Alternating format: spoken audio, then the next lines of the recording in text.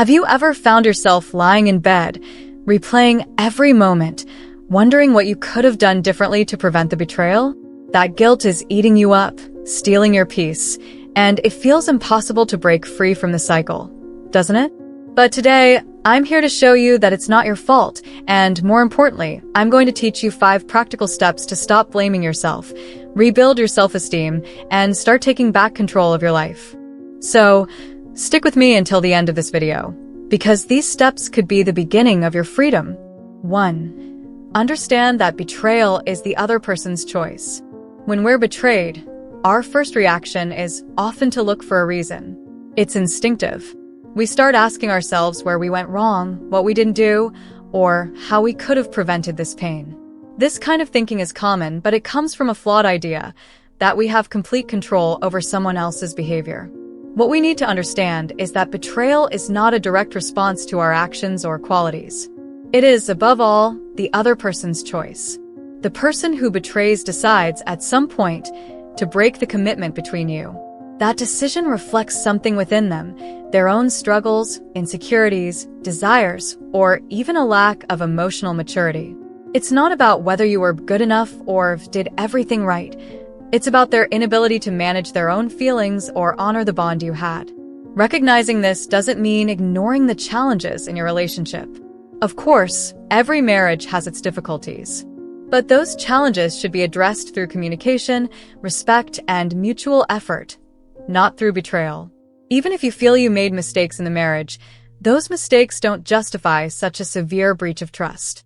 If there was dissatisfaction, the mature solution would have been to talk or seek help together, not resort to infidelity. Moreover, it's important to remember that betrayal doesn't follow a fixed pattern. Often, amazing, strong, dedicated, and loving women experience this. This shows that betrayal isn't tied to your worth as a person, but rather to the other person's inability to act with integrity. When you carry the guilt, you're taking on a burden that isn't yours, and that only prolongs your pain. The first step to breaking free from this cycle of self-punishment is to separate what is within your control from what isn't.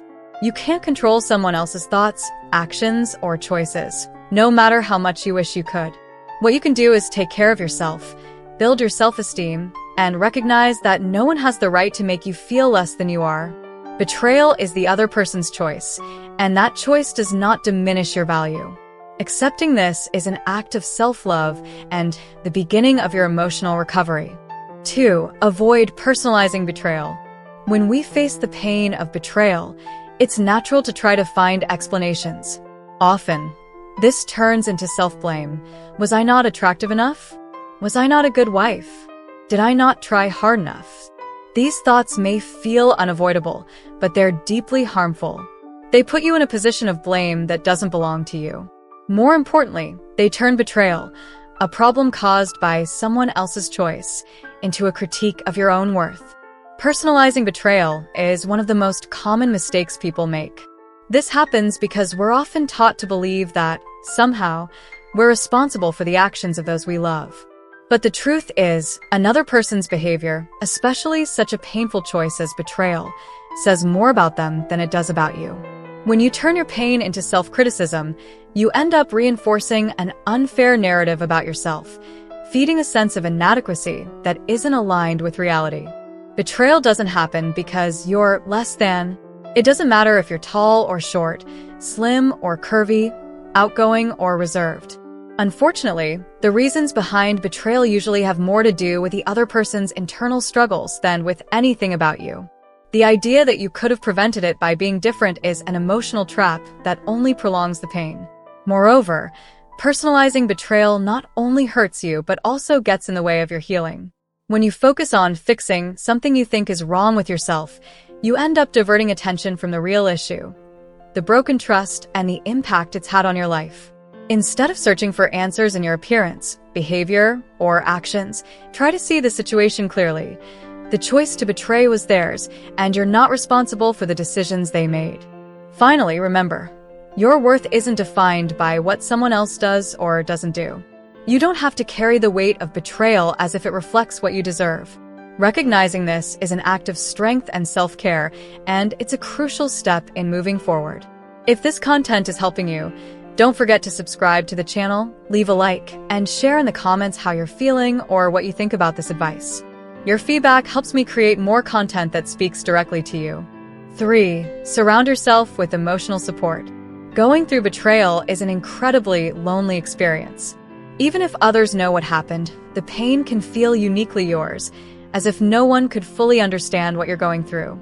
In these moments, seeking emotional support becomes essential, even if you feel like shutting down or handling everything on your own. When you share your feelings with someone you trust, like a close friend, a family member, or even a therapist, you begin to see your experience in a less isolated way. These conversations allow you to process the pain, organize your thoughts, and, most importantly, feel validated. Having someone listen without judgment can be an enormous relief, especially when guilt and self-criticism try to take over your mind. However, it's important to be selective about who you confide in. Not everyone is equipped to provide the kind of support you need. Some people might downplay your pain or try to justify the actions of the person who betrayed you, which can only deepen your feelings of helplessness. Trust your instincts when seeking support and prioritize people who are empathetic and understanding.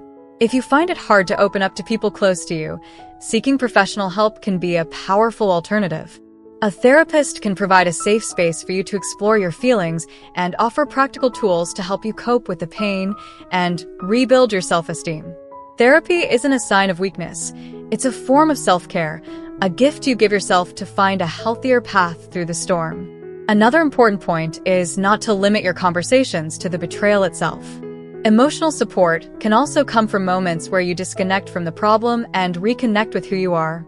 Going out for coffee with a friend, laughing at something silly, or even having a video call with someone you care about can bring small doses of joy that lighten the weight of the situation. Remember, you don't have to go through this alone. Leaning on people who love you is an act of courage and a crucial step toward healing.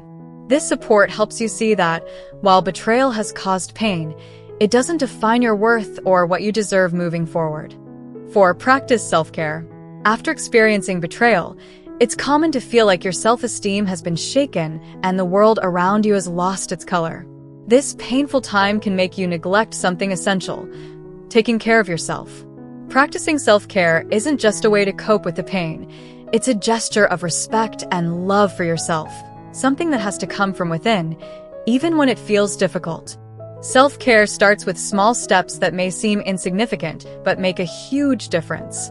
Taking time to care for your appearance, even if it's something simple like brushing your hair or choosing an outfit you love, can help you reclaim a sense of well-being.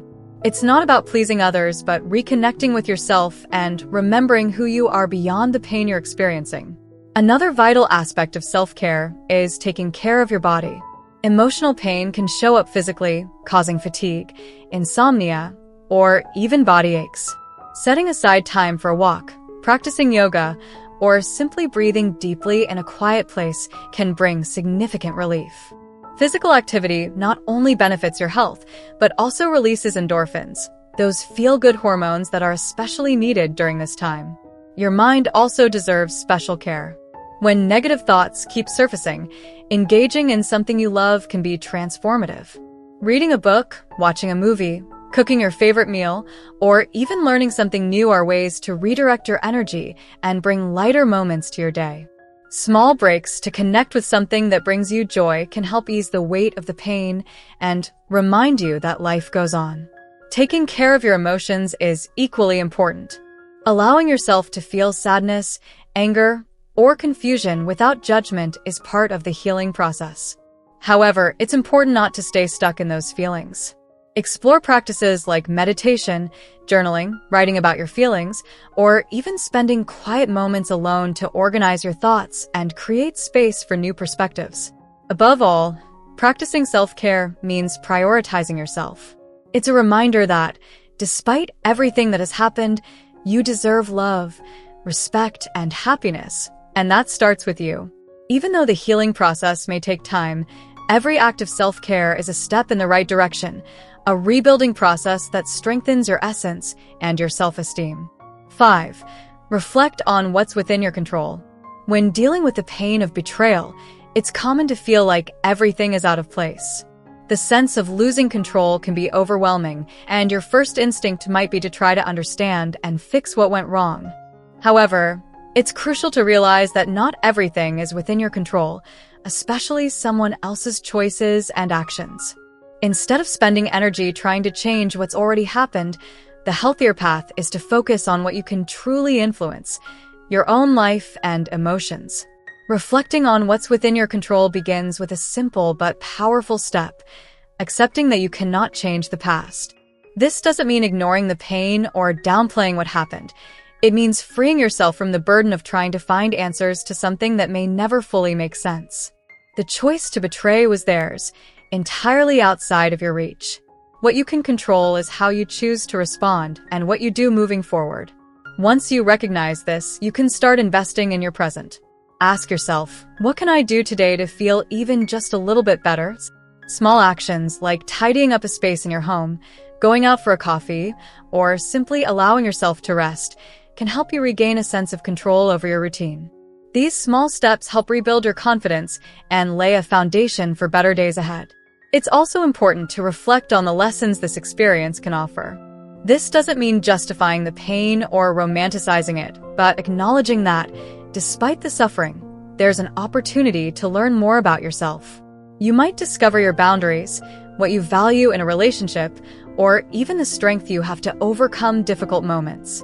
Turning pain into growth is a way to take back control over the story of your life. Remember, focusing on what's within your control is an empowering act. It's your chance to reclaim your emotional autonomy and create a future that reflects the love and respect you deserve.